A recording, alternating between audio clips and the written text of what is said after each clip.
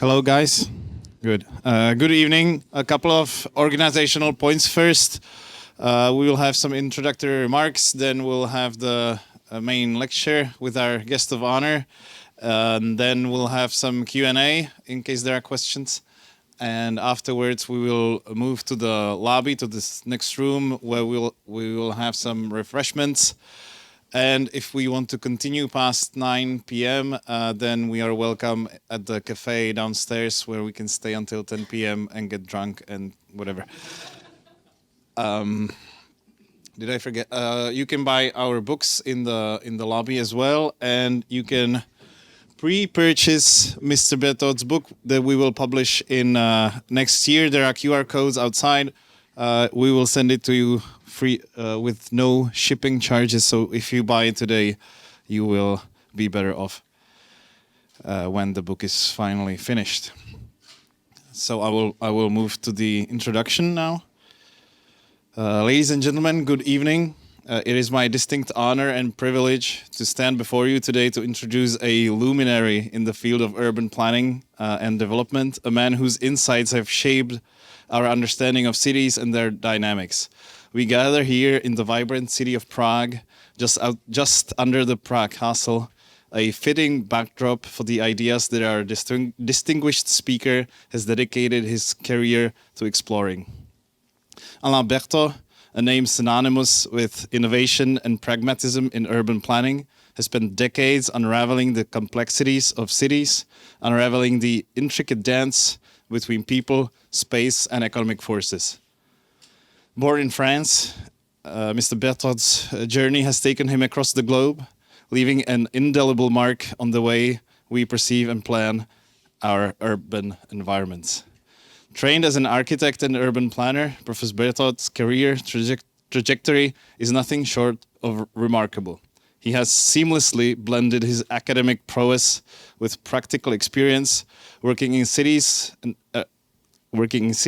and places as diverse as New York, Bangkok, Yemen, Haiti, the 1980s China, or the 1990s Russia. Right here, right there, he has been influential everywhere.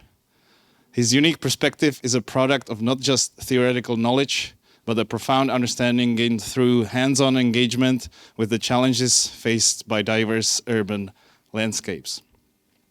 At the core of Professor Bertaud's philosophy is a departure from traditional top-down urban planning approaches. He advocates for a market-oriented lens, recognizing the dynamic interplay between urban design and economic activities.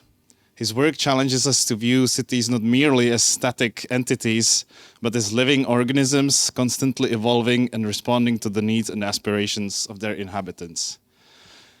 A prolific author and researcher, Mr. Bertaud has contributed groundbreaking ideas to this field. His book that we are going to publish in Czech, Order Without Design: How Markets Shape Cities, stands as a testament to his commitment to unraveling the intricate fabric of human life. The book begins with a paragraph on F.A. Hayek. Now ask yourselves a question. How many planners, urban or otherwise, even know who F.A. Hayek is? This makes the book instantly a favorite of mine, and we are happy to announce that we will publish it next year, as I said many times already. Through his writings, he invites us to rethink conventional wisdom and encourages us to embrace a more flexible, adaptive approach to city planning. For the 27th annual lecture of the Liberální Institute, let us prepare to embark on a journey of intellectual exploration. The insights promise to challenge our preconceptions, provoke thoughtful discourse, and perhaps inspire a new generation of urban planners and thinkers. In the spirit of Prague, a city that has witnessed centuries of transformation, let us open our minds to the transformative ideas that Alain Bertaud is about to share with us. But first, let's hear from Salim Furth, an urban economist at the Mercatus Center, who will tell us more about our guest of honor and about today's topic. Salim, the floor is yours.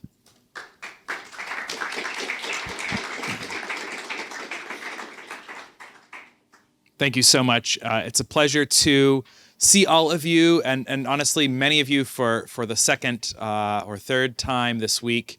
Alain and I have had a tremendous visit to Prague and really gotten to see what a vibrant and affluent city Prague has become, since Alain worked here in the late 1990s.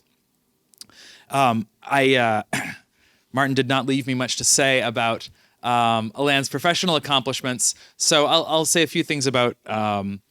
Bertaud, the man, the gentleman, and I'll also tell you about the Mercatus Center at George Mason University, where I work, and where Alain is a distinguished visiting scholar. Mercatus, which I know many of you have heard of, is a market-oriented research center. We're housed at a university, George Mason University, and our goal is to bridge the gap between academic ideas and real-world problems.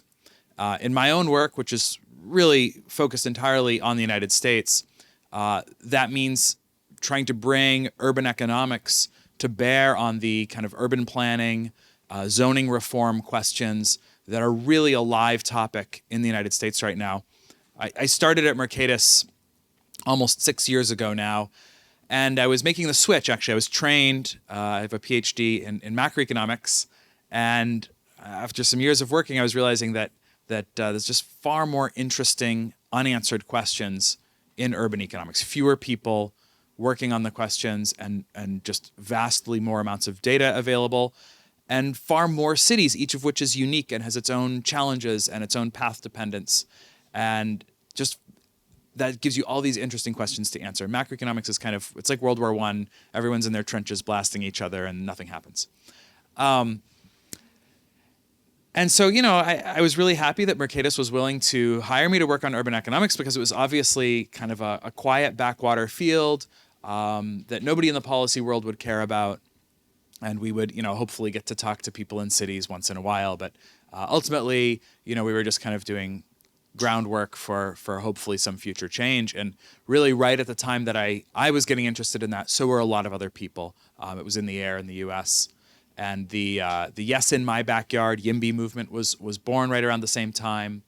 And suddenly, all over the states, with the recent increase in housing prices, every city, every state is looking at their planning rules and trying to resolve the problem of housing unaffordability through deregulation, which is just a phenomenal development, and it's really a pleasure to get to work on.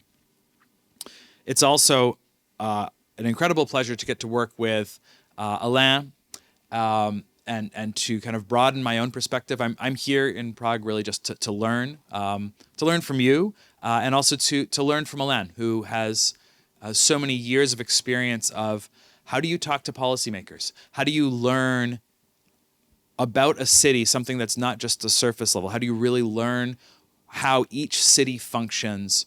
What are the eyes through which you see a city, to be able to then say something intelligent about it to policymakers who look to you as the expert, which is something I have to do in my work in the States.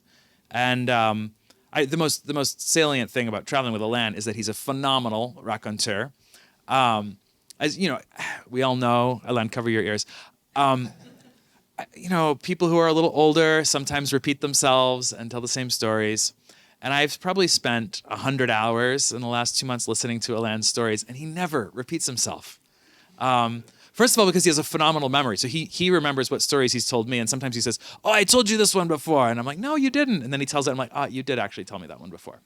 But you can ask him about like how he got thrown in jail in Syria, which I just heard on the walk over here. Or about how your job is not the worst job in the world, and but he knows the person who has the worst job in the world, just this absolute endless repertoire of things that it's really hard to believe they happened to one man, except when you look at the life that he and his absolutely phenomenal late wife Alain Bertaud lived and chose to live with their children. I'm a dad of young kids, and I can barely get my kids to like get on the metro in Washington and get to a museum successfully. But Alain and Alain willingly, happily took their children to all these very rough destinations and raised them there and really embraced it. So it's a pleasure for me to be here, to learn from you, to learn from Alain, and I'm happy to share him with you tonight, and hopefully he'll work in a story or two along with the intellectual material that you're all here for. So please join me in giving a warm welcome to Alain Bertaud.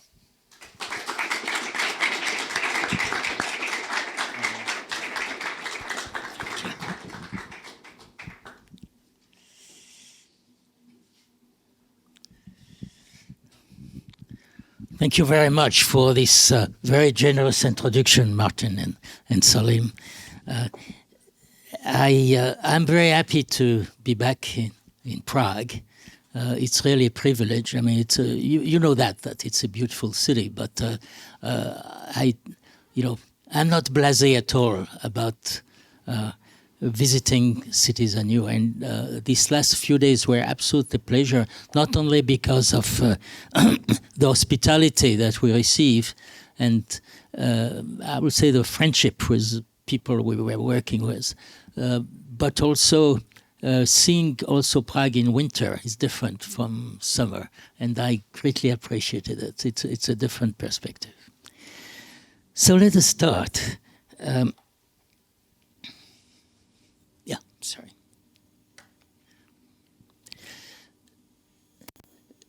Cities, I decided the title of my talk, Cities as Labor Market. So many of those ideas will be found in my book, but it's not all the ideas I would like to talk about city. It's a summary of a few of them. Cities as labor market. This is the outline I will use. Cities are much more than a labor market, of course, but labor market is a foundation on which everything we like about city is built. Therefore, if you are a city manager or an urban planner, you have to keep that into account. This is the first duty, is to make sure that this labor market works. So I will describe not all of the requirement, but some of the requirements that we should. So it gives a slightly different perspective about cities if you take that into account. So so I will try to concentrate on practical lesson, on some of the practical lesson. So one thing I will concentrate upon today is that planners, I say planners, as a scapegoat a bit. I mean, it's not only planners. You could say mayors, you could say engineers, you could say a lot of people, or sometimes even the public. They neglect the management of street areas. They neglect, I think, even transport in a certain way, which again is absolutely essential for the functioning of labor market. Planners prefer very often to micromanage the private space, private lots, and they neglect the use of the space in streets. It's pretty, it's a pretty serious problem, because on private lots we have prices, and we have a lot of market signals which should guide the development. Where for the management of street space, we have no, they are not under market. There is no market indication of that. So we have to manage it very carefully and try to understand, how it will best serve the market. So my the final part of my talk is what we need to do, again, on this very limited subject. And I think that we need to change the way cities are managed. I'm really, and I'm not talking, by the way, about Europe or even the United States. I'm talking about the world over. What I'm saying here, I think is could be applied in China, in India, as well as in Europe or in the United States or Latin America. For some reason, we have a world trend where cities are managed a bit like a city was a big building, which needs to be designed every 10 years when we have a master plan. And then we have, during 10 years, we have just to to build according to the blueprint developed during the master plan. This is completely wrong. A city is not a building. A city is something which is alive and constantly confronted to external shocks.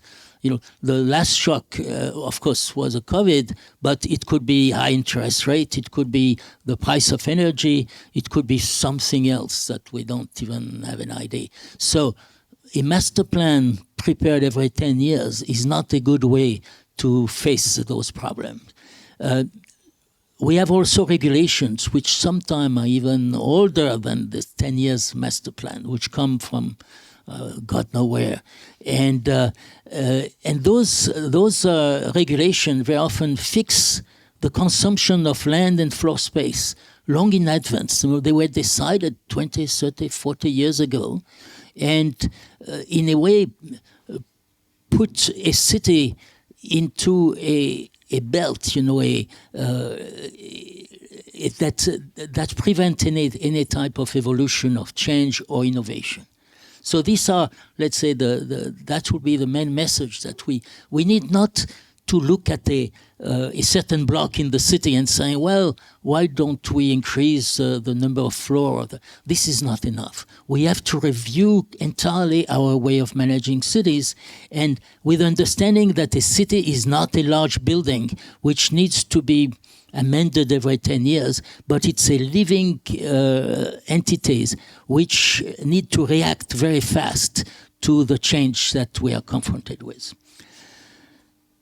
So, cities are primarily labor market. They are made mostly by what I call spontaneous order.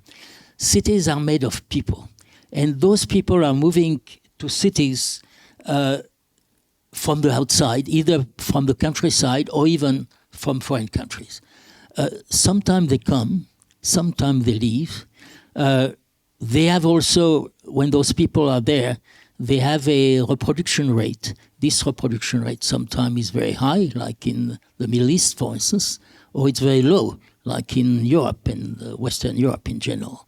So all these are things which are alive, and this is what I call spontaneous order. Except in China, for instance, the rate of fertility of women is normally not under the government control. And by the way, in China, it is not anymore either. And so again, this is part of the spontaneous order. Whether people come to a city or leave, or decide to live in the center or the periphery, again, this is spontaneous. The government has it can restrict some movement by introducing rigidity through regulation, but it cannot do that. So, when the spontaneous order, however, require infrastructure, and the larger the city, the more complex is this infrastructure and the most technical it is. And so this technical infrastructure very often has to be designed top-down. For instance, if you design a sewer system for a city like Prague, you have to, this sewer system has to serve the spontaneous order. But if you try to optimize a sewer system just based on the engineering of sewer, this is not a good idea, although engineers will tell you it will save a lot of money. If you want to optimize a sewer system just as a system, you will end up, of course, with a sewer plant probably in the center of the city, because that, from a purely engineering thing, where most sewer and more water is consumed, it makes sense to have the thing. So we see right away that this is an absurdity. Unfortunately, sometimes planners try to optimize a city. They don't succeed, fortunately, but they lose their time by, for instance, optimizing a type of transport. Transport is important. You cannot optimize it really. You have to have a number of modes of transport, which again try to serve as best cities as a labor market. That means that from any place from the city, you should be able to reach another one, any other place, randomly, in less than 1 hour. And hopefully, in about 30 minutes. That would be desirable. So now I would like to just be a little more concrete and, excuse me,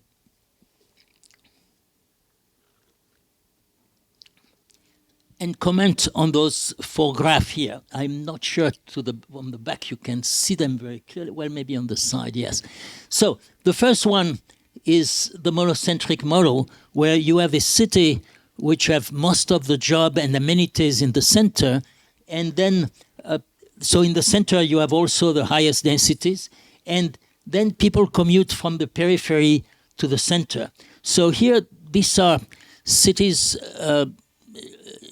Usually when a city is more than 1 million and a half, these graphs do not really represent very much the pattern of trips. So that in a way represents the labor market, the way it functions every day. You can imagine that people move from the suburbs to the center. It's like a tide, and the tide recesses, in the evening, and this is movement. So this traditional system was relatively easy to serve with public transport, for instance, electric tramway or buses or subway, because you have dispersed origin, but you have concentrated destination.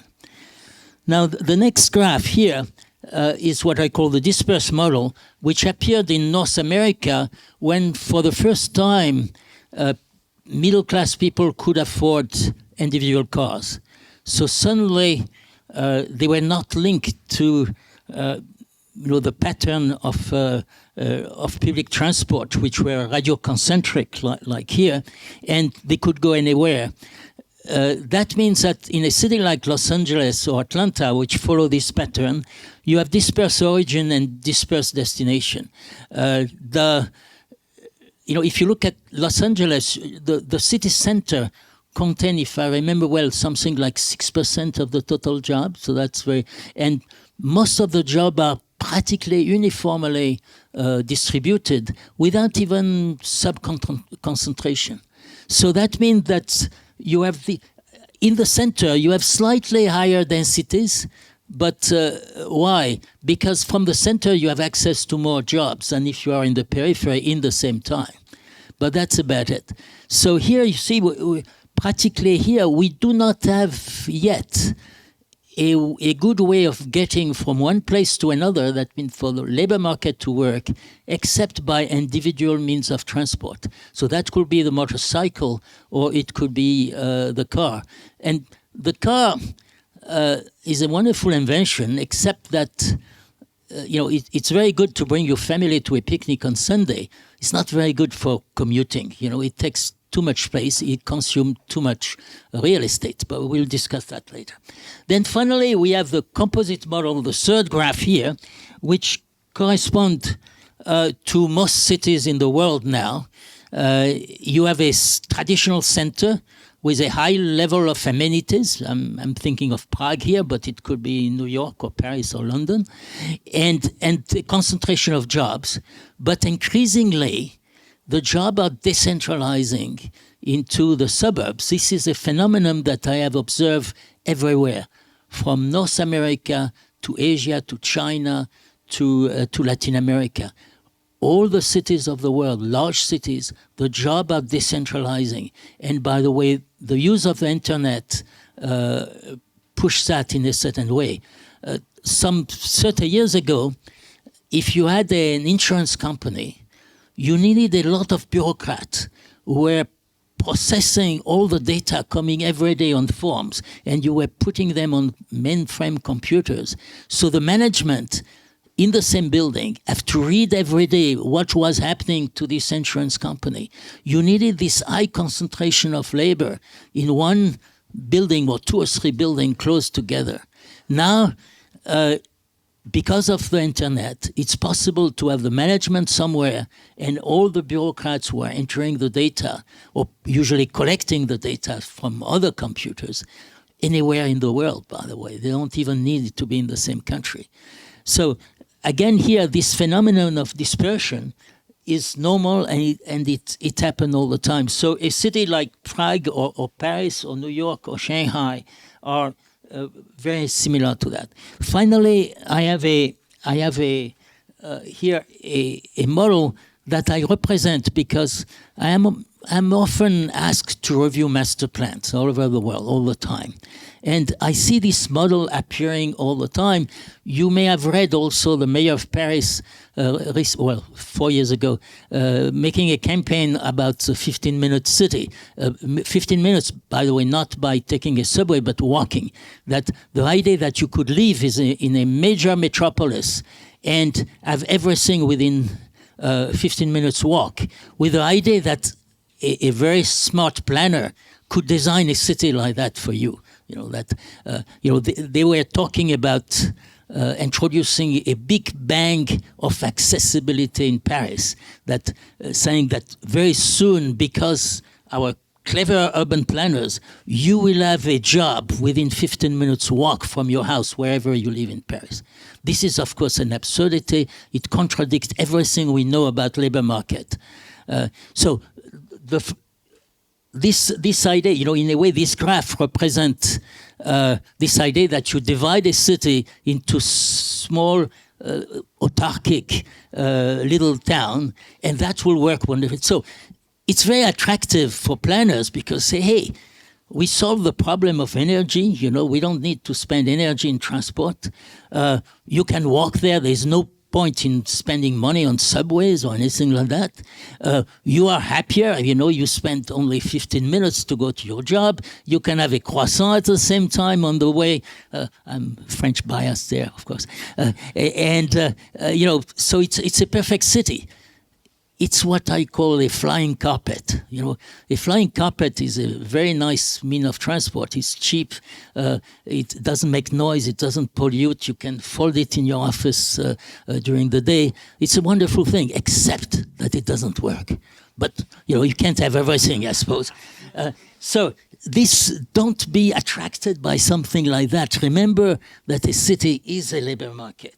And that's so in a way, this would be comical if it didn't distract from investment in the city in the right thing. If you really think that a planner one day can bring you the job you want within 15-minute walk of your house, this is a terrible distraction where, in fact, we have very serious problem to address. So it's a distraction, and this distraction means that we are not going to solve our problems.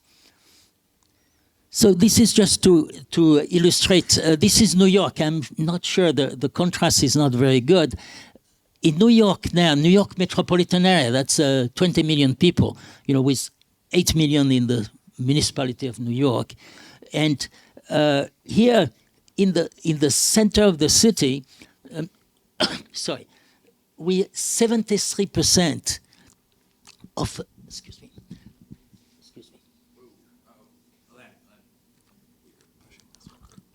Oh, sorry.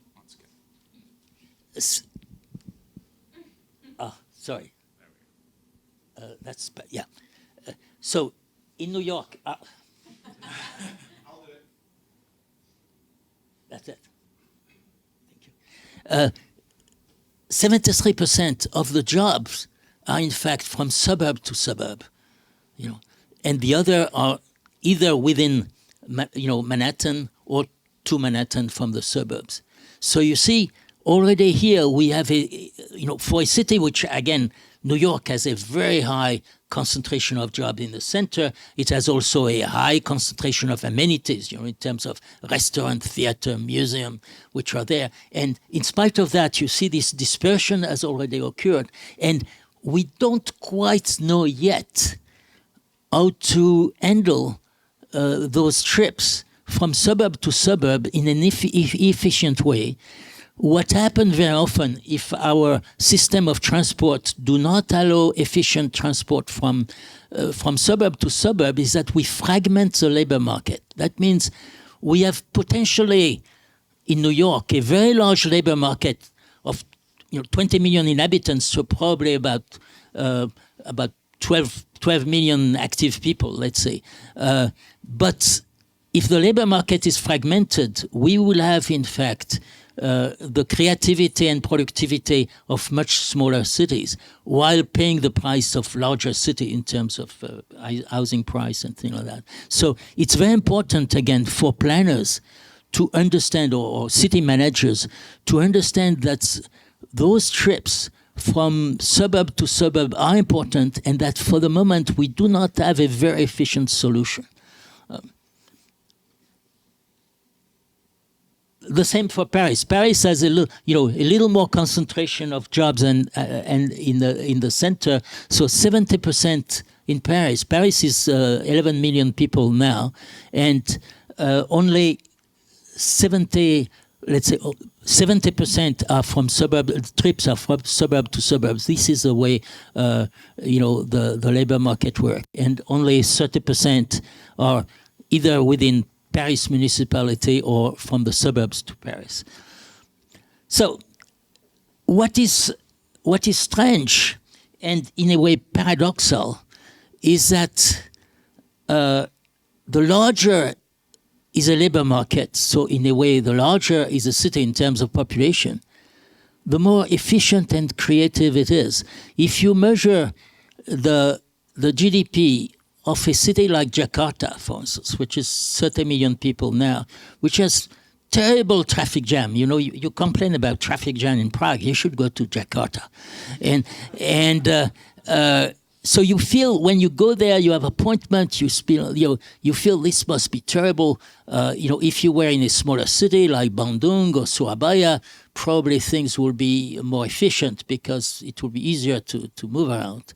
Well, if you look at the data, the creativity and the productivity of Jakarta is much higher than any other cities in Indonesia. And when I say creativity, I mean, the number of patents, for instance, which are created, the things like that are. So why is it so? Why is it so? It is because when people meet, a lot of people who are different, with different ideas, different background, different culture even, meet randomly sometime in a city, there are more ideas coming out of it. Anything which is structured in advance is much less efficient than what is random. If you have a meeting on Zoom, it's very convenient to decide which day you are going to visit this town or this person, or when is the deadline to submit your report. It's efficient for that. But don't expect to have a lot of new ideas just by meeting people on Zoom. You will have to have a face-to-face conversation, and sometime with people you don't expect to meet. So again, this aspect of randomness, of unplanned things, is very important, and that's why what creates the creativities of cities. In the Soviet Union and in the China before the reform, there were no labor markets. When people graduated from high school or university, the government told them, assigned them somewhere. There were no unemployment, by the way, also. But you were assigned somewhere, and you will continue in the same company all your life, unless you have a relative very high up in the Communist Party who could move you maybe in a better sector. But that was about it. There was no labor market. And I think that, both China and Russia had pretty good universities, the technical one, they had good engineers, there's no doubt about it. But their very low productivity were precisely because this lack of labor market. That means that you didn't have a choice during your career to change jobs until you find something that you like or for which you are good. And for your employer, it was exactly the same problem. They were stuck with a labor force which didn't want to be there and were not necessarily interested in being there. And I think that this is a lack of productivity. So you see, this randomness, this possibility of moving is possible within a large city. and a large city which has not one employer. That's why, for instance, a city which is run by one, we had that before. For instance, when there is a mining town or around a steel mill, you have a city which all the employees practically are working in the steel mill. You cannot expect this city to be very productive because you do not have a real labor market. So, finally, I found this model more and more, mostly in Asia, to a certain extent in Latin America, but less. I'm talking here about cities that the Chinese have, I think, called cluster cities. And in a way, it's a little like, the Randstad in Holland, which is a cluster of cities, Amsterdam, Groningen, Rotterdam. But the Randstad had 6 million people. In Asia, I'm talking about a conurbation here. If I take the Pearl River Delta of 90 million people. In the Pearl River Delta, that means Hong Kong, Shenzhen, Guangzhou, Macau, we have 90 million people now, which are not completely integrated as a labor market, but the Chinese are working on it. They understand the advantage of a large labor market. When the President of the United States asked Apple CEO, bring back the manufacturing of the iPhone to the United States, the Apple CEO says, I can't, because I do not have the supply chain that I have in China. This is a supply chain. This is an efficient supply chain. And if the Chinese manage to really integrate this, I'm sorry, that will be very difficult to read from the back. This is a change between 2010 and 2018 of accessibility within the Pearl River Delta. Again, this area where you have practically on let's say with a rectangle of 100 kilometer by 120 kilometer, the population, a little larger than the population of Germany, within 100 kilometer to 120 kilometer. And so now the Chinese are trying to put rapid rails, very rapid, not subway. Subway are too slow for an area like that. Rapid rails, that means with a station every 10 or 15 kilometers. And then to solve the problem not of the last miles or the last kilometer, but the last 5 or 10 kilometers. From a station, how do you get from a station to where you want to go or your home? And that will be probably what they are looking at, several alternatives. That will be an individual means of transport or a very small collective means of transport. That means maybe 4 or 5 or 10 passengers on demand, which bring you from the station to where you want to go. So probably in those large mega cities, any commuting will be done not by using a car or a subway or a bus, but using a several mode of transport, which allow you to go from door to your job, in a minimum, in less than 1 hour. So if they succeed,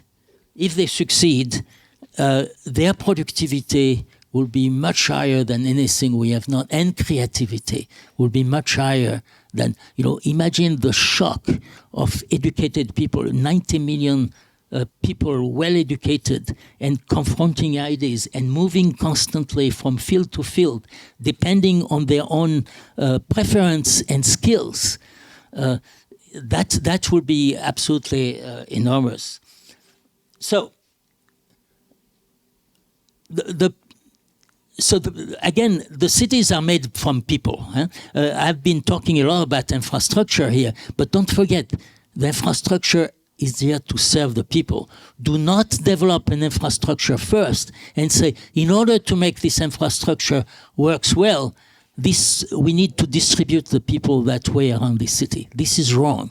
The people, when I say people, I mean household and firms, have to make their own trade-off and decide where to live in a city. And those trade-offs are not, the average doesn't give you anything. They are completely different during your life, they will be different. You know, if you are a student, if you are a young professional, if you are a mid-career professional, or if you are retired, your trade-off will be completely different. And even within this category, you will make different trade-off. And that's regulation and land use should allow you to make those trade-offs yourself. The same for firms. You know, where a firm locates, how much land this firm consumes, is peculiar to this firm and probably will change with time. You know, after 10 years, they may decide either to split the firm, for instance, or to move somewhere else. And they should be able to do that. That means our land use regulation should be adapted to allow this change. We should never freeze land use the way it was 10 or 15 years ago because it doesn't represent demand.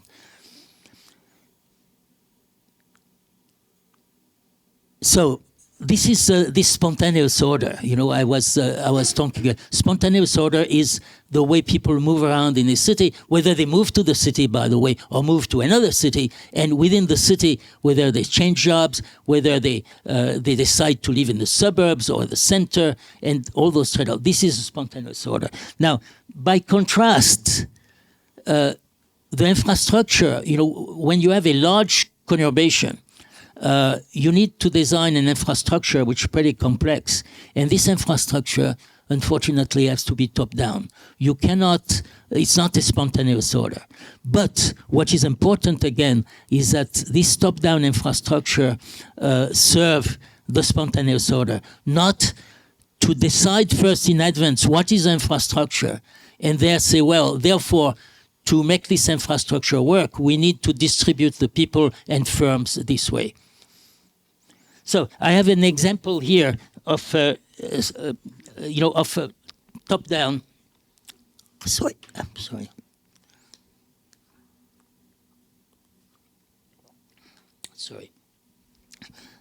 Top-down design. This is Cerda, a plan of Cerda in the 19th century for Barcelona. Barcelona, at the time of Cerda, was just this black spot here. That was the size of Barcelona. So Cerda, or the municipality will commission him, had the genius to separate private space from public space long in advance. You know, it represented about 15 times the size of the existing city. What is the advantage of doing that? That suddenly the land market could work on a very large area. Imagine that the municipality told him, well, why don't you develop a street plan for the next 5 years? We don't want sprawl, so we will do it next 5 years.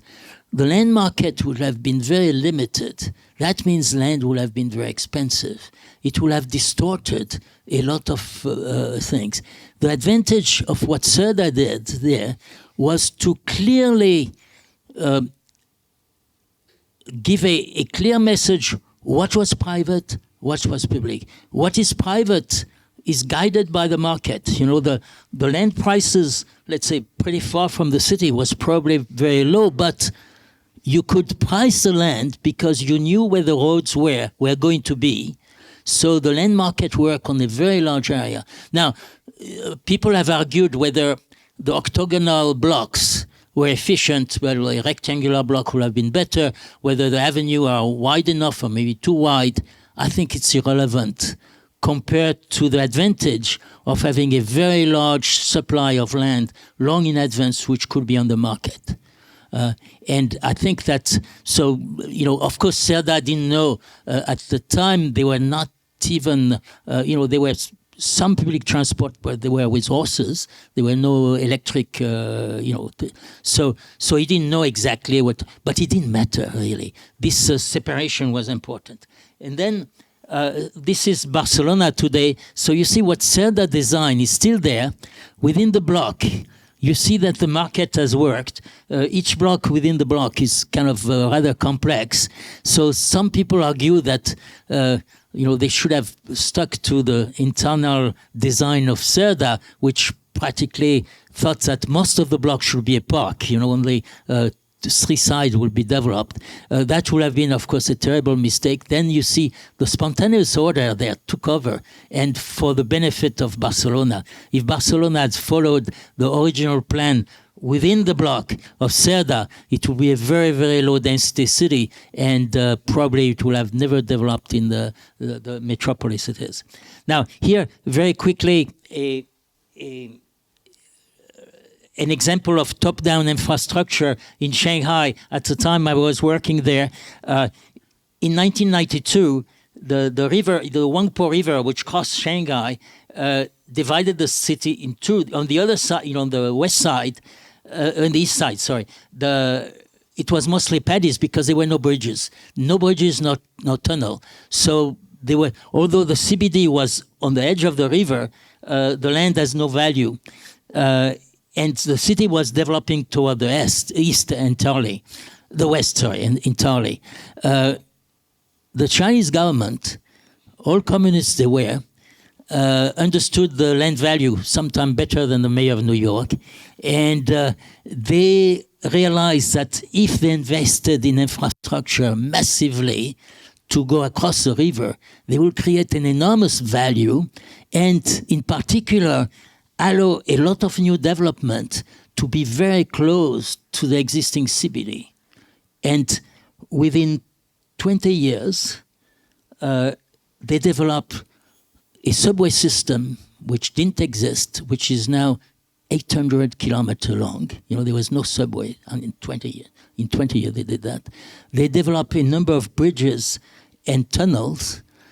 And so I'm not saying that all the development is very nice. I mean, there's some criticism. But they understood how a labor market works, and they developed an infrastructure which allow this labor market to be much more efficient, because then the city center where you had the highest density become again in the center of gravity of the city rather than to be just on the side. So this is the way, well, the last time I took this picture, that was already 15 years ago, 12 years ago maybe, and now you have 2 or 3 more skyscrapers there. And you see the market here, no building is the same, because developers started with smaller buildings, they were cautious at the same, after that they realized the value increased, and each lot was developed by a different architect and different owner. So this is the way labor market works. So planners neglect the management of streets. So I will talk here only about 2 things: congestion pricing and parking at a real estate value.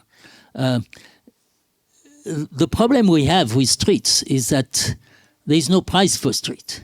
So to decide how wide should be the sidewalk, how much should be dedicated to cars or buses or tramway, it's just arbitrary. You have to do it, and there is no other way of doing it than saying we think it's good, and if it's not good, to change it from time to time. But you can imagine, once you have decided what is the width of a sidewalk, and that you have already allocated a tramway somewhere, you cannot change that very easily. So it's arbitrary, you have to do it. One way to deal with it, and especially when you have cars, is to, of course, is to price it. So here, this is a street of New York, 21st Street in Manhattan. You see, it's a complete mess. Again, in Manhattan, you have planners who tell you, for instance, that in some area you can sell bicycles, but the zoning do not allow you to repair them. They have this idea that this is essential but they don't give a damn about what's happening in the city. So you see here, you have a bicycle track, which is probably one of the most dangerous in the world, because you don't see anything, with this track. You have a guy on bicycle, but he's on the sidewalk here. You have the garbage here, which is on the sidewalk. It's 3 in the afternoon. You don't know what this garbage is doing. So nobody is really taking care of the management of this land, although, again, you will have a very detailed regulation about the size of bathroom and, how the door should open or something like that, and not that. So I think this is a major problem with. Now, some of my colleague planner in New York, and this is Perkin Eastman. It's an international firm who, by the way, design master plan all over the world. This is what they propose for Manhattan. It's the same. This is for, by the way, 21st Street. So first, by the way, to make it nicer in the perspective, we at the École des Beaux-Arts, we knew how to do that. They change the scale of the street. They make it a little wider. It makes a nicer perspective. And well, we learn those things, you know. And then you have a swimming pool, and everybody, you know, it looks like the Club Med. So the idea that you could have Manhattan transform in a gigantic Club Med is attractive to a lot of people, you know. But it's not a labor market, you know, and people have to work somewhere. You don't see anybody working here, you know. And so this, again, is comical in a way. It's a cartoon. It distracts people from the real issues.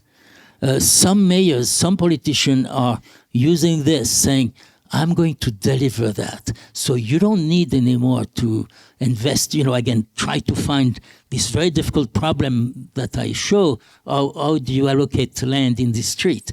Because you have just to design swimming pool in the middle of the street, and that will solve the problem.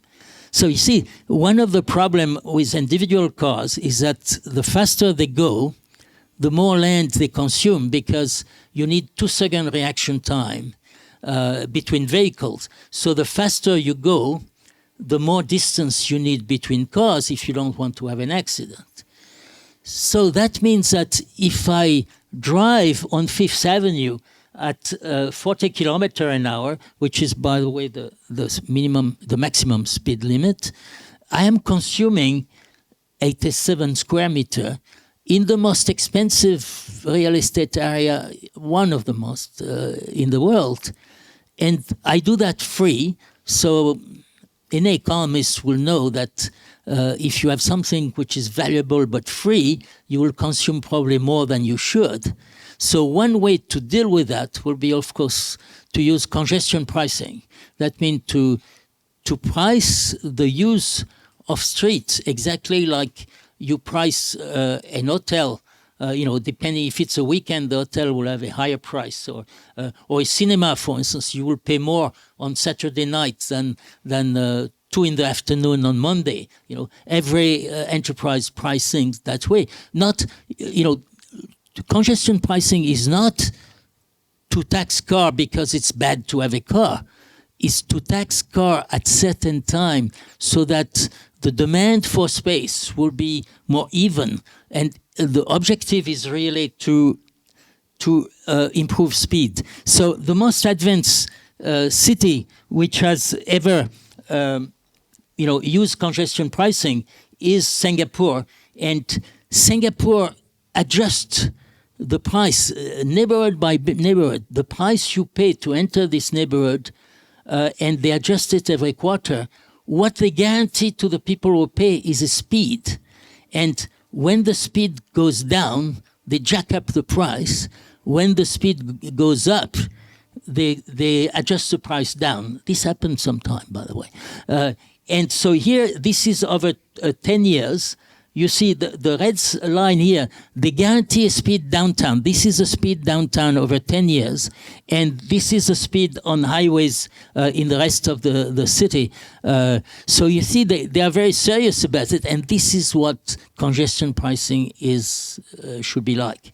It is not a sin tax because people want to tax you because you are a bad person using a car. It's just to smooth up the traffic, So, this is then free parking. So, still in most of Manhattan, you have still free parking. That means that you have streets, and you see, in a way, 2/3 of the street is for free parking, and you have here also this bicycle lane, and so you have one corridor for car. Free parking in the street doesn't make sense at all, because the street should be dedicated to move. Again, I get back to my labor market. It should be to increase the speed, whether you walk or you bicycle or you take a car or a scooter or whatever, or a tramway, it should be to improve the speed or the pleasantness. For instance, you could think that here you could have a wider maybe sidewalk with more tree or something like that, but it has to be designed. So free parking, I think, parking should be entirely private, so that there's no pressure on the mayor to keep the price of parking low. There was some European politician who used to say, we know how to do the right thing. We don't know to get reelected when we have done the right thing. And the price of public parking, owned by the municipality, will be a case like that. That will be very. So that's why I think parking should be a part of real estate and should be priced at market at different time of the day and different part of the city. So we need to change the way. This is my last part of my talk. Which we need to change the way cities are managed, and entirely, I think. We have to remove rigidity, and in particular, we have to audit the law, the regulation. Basically, what do I mean by auditing regulation? I mean, looking at every regulation. For instance, say you have a maximum floor ratio or height of building in a certain area. Why do we have it? When did we do it? What is the objective of it? What is it? What is the benefit of getting that? And what is the disbenefit of getting that? And then you will find that nobody has an answer to that. Most of our regulations are what I call magic numbers. They are numbers that somebody thought out 20, 30, 40 years ago, and then this has been transmitted over, and nobody questioned them. When I first arrived in New York and worked at the City Planning Commission, I saw a plan of Manhattan, and there was the floor ratio. Floor ratio is the proportion of floor space by divided by the land, which was a number like 4.58 or 6.2. And I thought the people who put those numbers probably are very smart. And I thought it was maybe like Planck constant or something. Somebody had calculated that. And then I realized very quickly by working there, those numbers were completely arbitrary. The mayor could change them, or from 5.12 to 6.35 in no time. For instance, we will tell a developer if you put a setback that we like in front of your building, we will increase the floor ratio by 10% or 20%. So that means, in fact, this was arbitrary. So we have to revise all those things. The cost of this rigidity, which is implied there, is very high. So finally, and this is my last part, is that we should manage cities by indicators. We should monitor indicators, and especially now, we have a technology in every field which allows us to know really what is happening in the spontaneous sector. For instance, now in New York, we have a big problem about how many office buildings are empty, and are they going to stay empty for the next 10 years, or is it the next 6 months? This is very important to understand and to know. Doing a survey is difficult and costly. Some of my colleagues at NYU found that water consumption in Manhattan is monitored twice a day and electronically. And so it's possible to know which buildings are empty because of the water consumption. So where in fact the leases, a lot of companies still lease empty building because they think their employees might come back. So it doesn't give if you look at the lease building and the building which has no lease, it doesn't give an accurate picture. So this is just an example of the data, but there are many data about transport, about things like that we can monitor, and then we have to have indicators.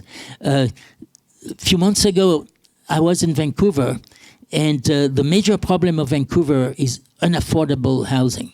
They have a price-income ratio, that means the ratio between the price and the income, of 12, which is one of the highest in the world. It means that you need to buy a new house, a median house with a median salary, you need 12 years of salary to buy this. This is much, the normal thing will be between 3 and 4. So this didn't happen overnight. If you look at the price of housing 20 years ago in Vancouver, the price-income ratio was 4. So they went to 4 to 12 without looking at those blinking indicators. There should have been blinking indicators saying the price of housing is going up. What should we do there? And probably we could have started the strategy saying, well, we should increase the floor ratio, or we should develop a new subway or something, and then maybe it will not have worked. Then we would have done something else. But if we don't monitor it in real time, suddenly we wake up saying it's 12, what to do? It's a little too late. So this is what I mean. I think that's the end of my talk here. I had passed my. This was just one last slide. This is Manhattan in red here. You cannot see the detail. They rezoned in '65. They rezoned entirely in New York, and 40% of the existing building of Manhattan could not be built now, not because fire regulation or sanitation, just purely because they are too high, they have too many apartments, too many commerce, or they occupy too much of the land. Purely consumption things. Now, if you take it seriously, you say, but maybe indeed the density is too high in some neighborhood. So that should be shown in prices. If the density is really too high, then the price of housing should be low because you are inconvenienced by the density. It's just opposite. The West Village, for instance, which is one of the most expensive, has a most building which could not be built those days. And Upper East Side, also where Mayor Bloomberg used to have his house, is also considered unfit for habitation so those numbers again are magic numbers, are completely wrong, and this is indicators. I mean, in my slide, if you have a copy of my slide, you can see the type of indicators I have in mind. So thank you very much. As usual, I took a little too much time, but thank you for your patience. Thank you.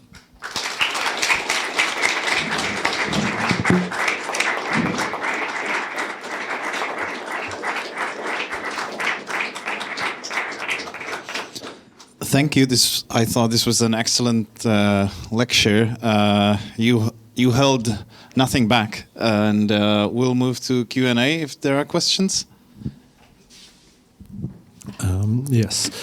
I'm in general a fan of 15-minute cities, but I'm a bigger fan of your work. And I have a theory that if you were to take out jobs or labor out of 15-minute cities concepts, and one city would follow your other suggestions pretty closely, yes, they would end up with a lot of the qualities that fans of 15-minute cities yes, people like. Would it be fair? I completely agree. Yeah. Thank you. I will go a little. Let's say. I disagree, especially with the planner of Paris, who says we are going to do a big bang of accessibility. There is no big bang. In Paris, indeed, we have a 15-minute cities for a bakery shop, for restaurant, even for museum, things like that. Because, and this is only the center, the historical Paris, because of the high densities, 250 people per hectares, and because of the affluence, because of the people who can afford a choice between different bakeries, for instance. The data is available. I found, if I remember well, that on average in Paris, anybody living within Paris, within 15 minutes walk, has a choice of something like 65 bakeries. So that's a lot of choice between croissants, So this is realized. But it is realized not because the planners of Paris were very good and knew exactly where to put the croissant, but only because of the market and the free market. If you had a zoning like New York, you will not, because New York will have say, hey, in this block you cannot bake croissant, you can do it only there. Here you cannot have a restaurant, or here. So the absence of regulations, the land use regulation, you have a lot of regulation in Paris about the size of building, but you do not have regulation about use unless you have a steel mill or something like that. But say between commercial and office building and residential, there is no regulation which say where to. So it's an absence of planning which creates a 15-minute city. It is not and for the job, of course, it's absolutely not true. And if you look at there are plenty of jobs in the center of Paris.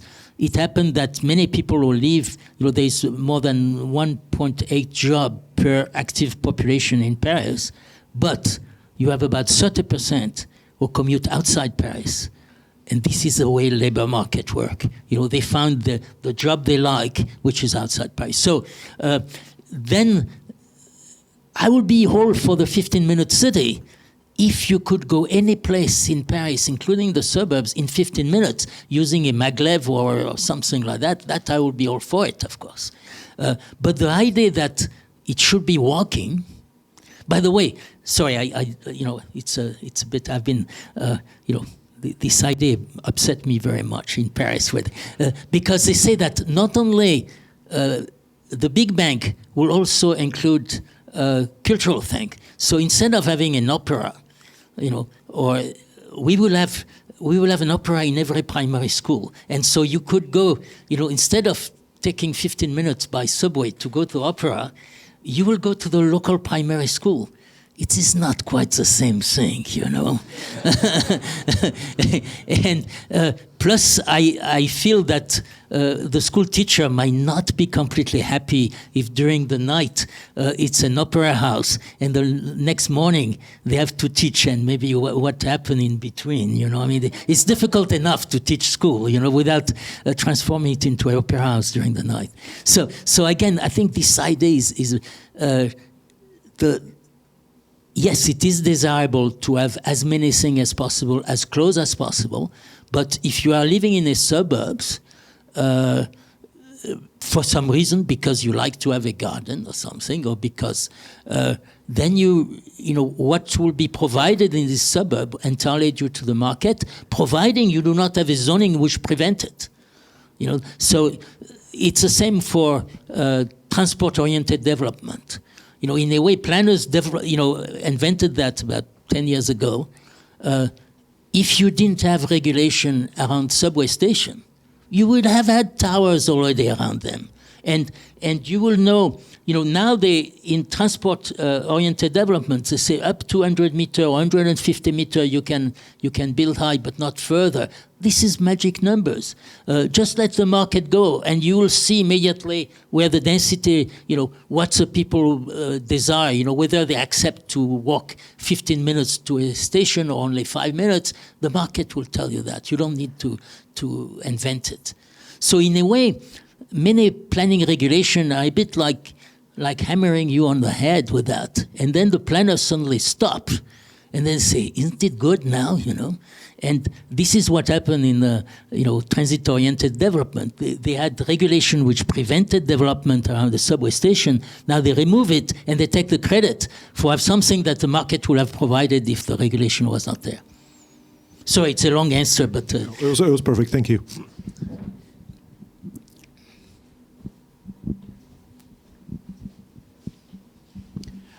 May I ask you, what do you think about completely private cities? If there was one central owner of all streets, maybe all buildings, renting out flats and buildings, so a private city owned by one central owner? It will be interesting to see.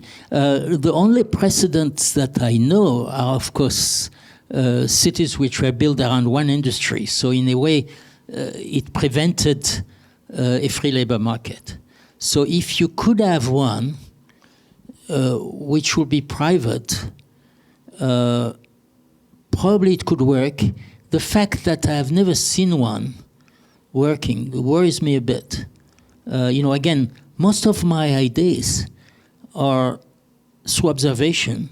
And when I observe some regularities, and then I read a book, like Hayek, for instance, which explain those regularities, then I'm convinced.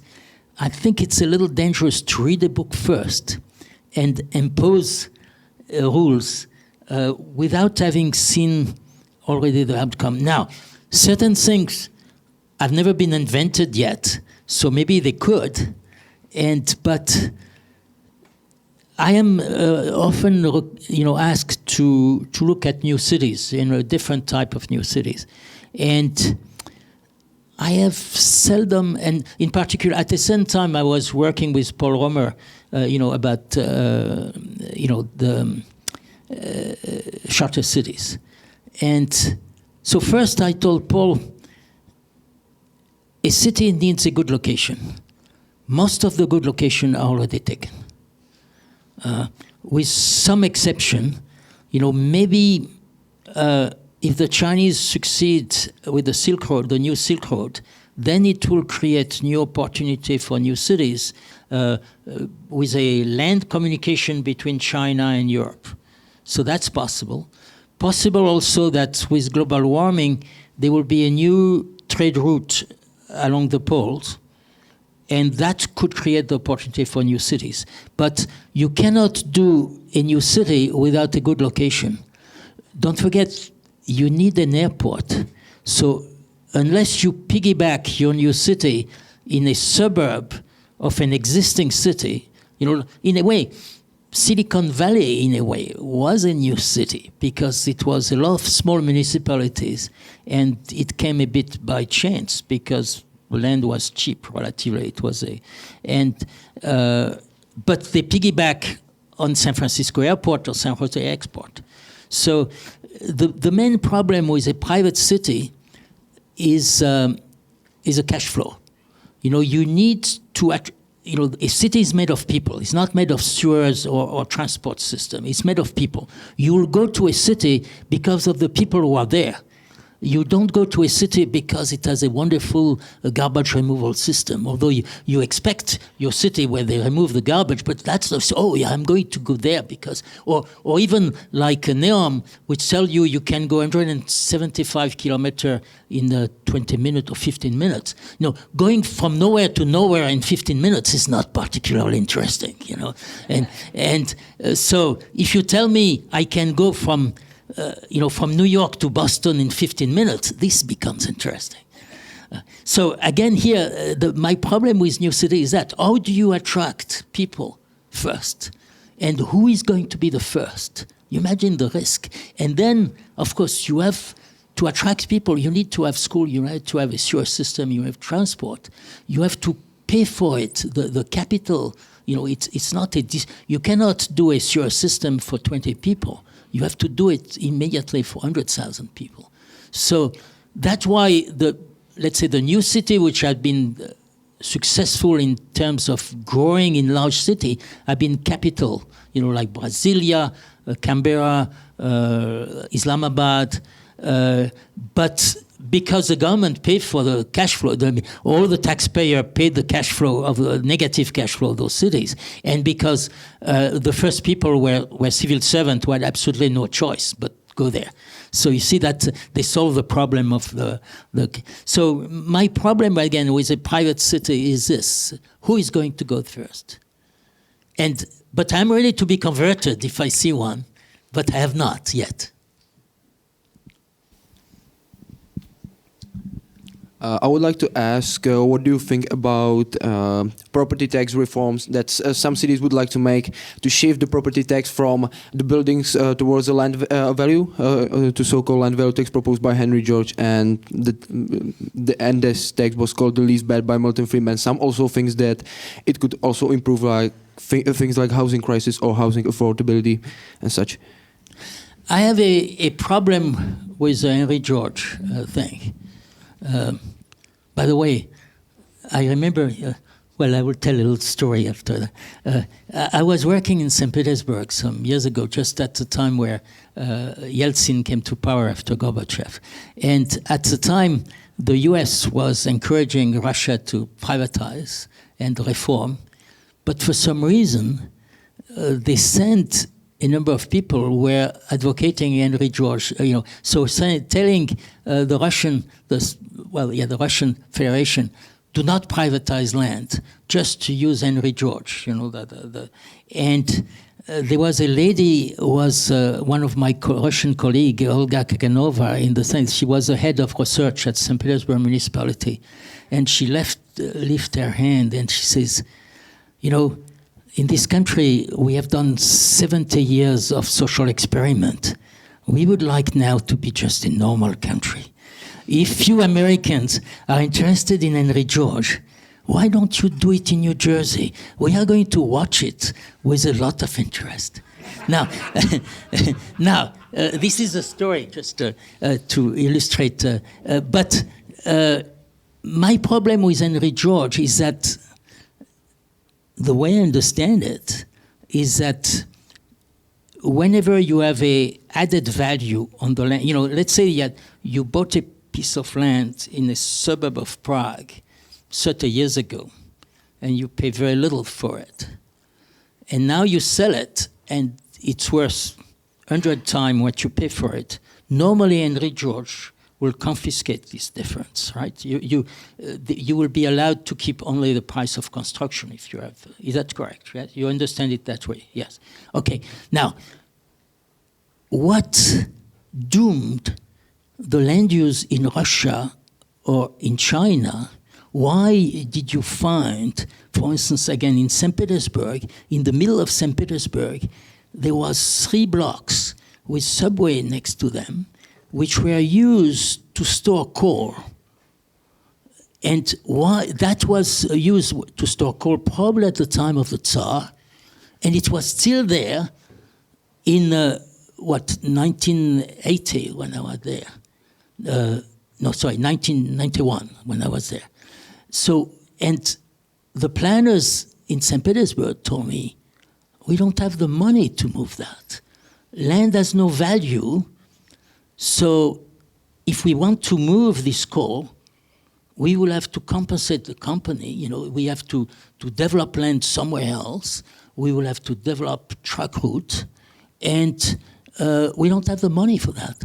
In a market economy, without Henry George, whoever company owned this land could sell it, and as a multiple, they will have 10 times the money to move the coal and would have moved it long ago. So you see, what makes land use efficiency is a constant recycling of land according to value. If you confiscate the value, the plus-values, then there is no, you need a planner to tell you, oh, this is not a good use, and the city has to pay the difference. So you could tell me, well, they will use the pre-value to, but then the people will not move. Let's say that you are retired and you are in the center of Prague in an apartment which now is worth $2 million. So if you sell this apartment and you move to a suburb or maybe a small town in Czechia, you have a big incentive to do that if you can keep the money. If you have to return entirely the money and you are given the price that you paid 30 years ago, you are going to stay in the center of Prague. That means if you want to move, that means that you have no business there, you have no interest in doing that. So you will take the place of somebody who will come here, and if they can pay this, that means that they have probably high income. So the city will get more money from the activity of this person than from the retired person which is stuck there. So I think that taxes are important. I don't think that taxes are pretty well distributed right now. I'm not an expert on taxes, but I can see a lot of anomalies, and certainly they should be reformed. I think that, by the way, taxing land rather than building might be a good idea, but taxing just as a property tax, not as a percentage of the value of it, the idea that it's an unearned value. That's an argument that you have been sitting there and it's not quite true. If you look at Manhattan, the infrastructure is the same all over Manhattan, and you have huge variation in land prices within Manhattan, it's entirely due to the type of people activity, private activity, which are in different parts of Manhattan. You have some neighborhoods which, for instance, you take Harlem. Harlem was a very expensive neighborhood. Then it went down for some reason, the accessibility. Then it went up, then down again, and now it's again gentrifying again. So the value come up and down, not because the infrastructure has changed. The infrastructure has been the same for 100 years. It's because of the difference of activity of the people there. So it's possible that,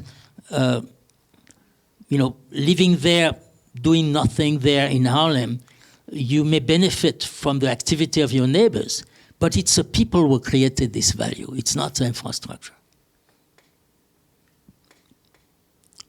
Did I answer your question? Thank you. One last question.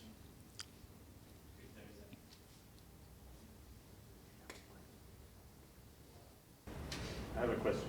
Yes. What do you think about gentrification?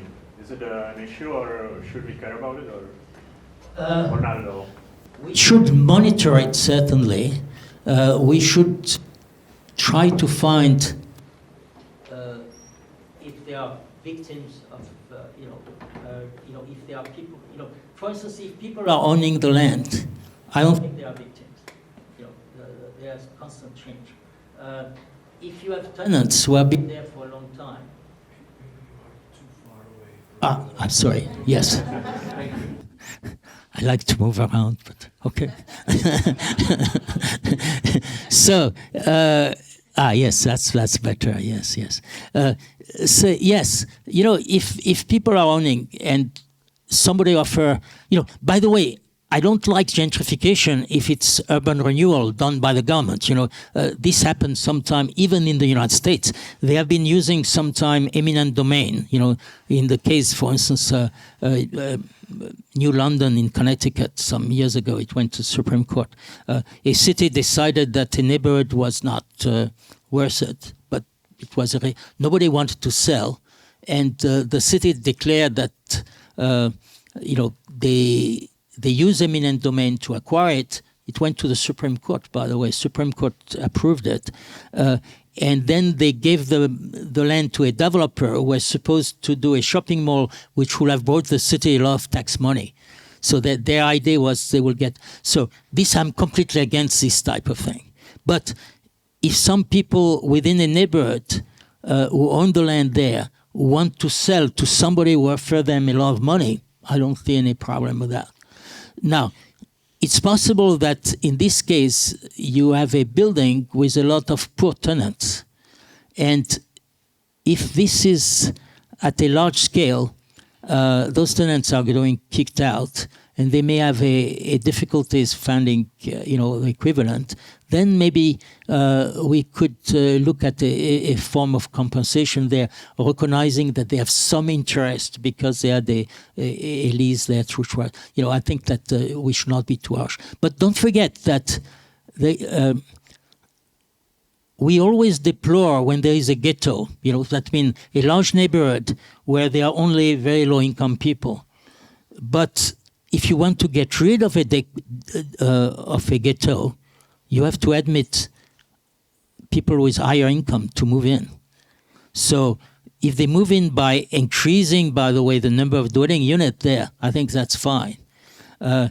You have also the opposite, what I call pauperization, which for some reason is never used in the urban, but it's opposite of gentrification. You have a number of neighborhoods who are high income become low income for some reason, accessibility or something else, change of taste, consumer taste. And so is that a good thing or a bad thing? It become affordable because, so those change, again, this recycling of land, you have to monitor it very carefully and only in extreme case and have remedial. I don't think you should stop it, saying we should prevent any change. Any freezing of land in a city is bad in itself, I think, because you are trying to keep something the way it was before, and it was efficient probably 20 or 30 years ago. It is not efficient now. But if they are victims, then you should compensate them.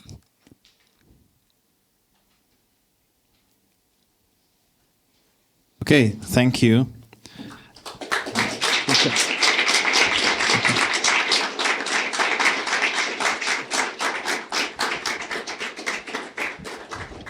So thank you very much for your lecture and for your very elaborate answers in the Q&A. I thank you, dear guests in the audience, for your attention and for coming here.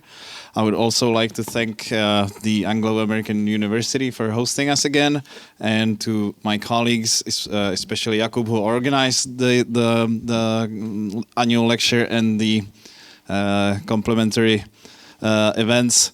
Honza, Marushka, and others who helped us organize it. We thank also, of course, Salim and Mr. Bertaud for coming here. And we'll very shortly move outside to have some refreshments, and we can, of course, continue the discussion informally. I'm sure our guests will spend a few more minutes with us, and then we'll go to the Café des Taxis downstairs. And now it's my turn to present the award. I have to say that it's a 2024 annual award and annual lecture. You worked in Russia, and a Czech propagandist once said that Russia is the land where tomorrow already means yesterday.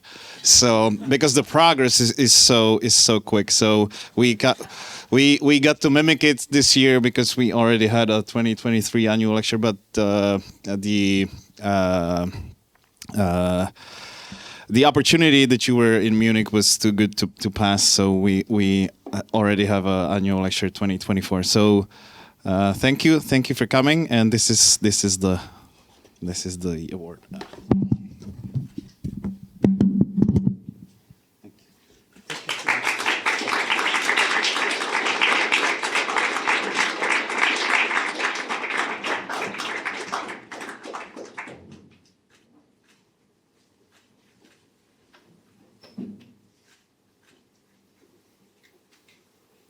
Thank you so much. That was very, very grateful, and it's such a pleasure to come to Prague also for all sorts of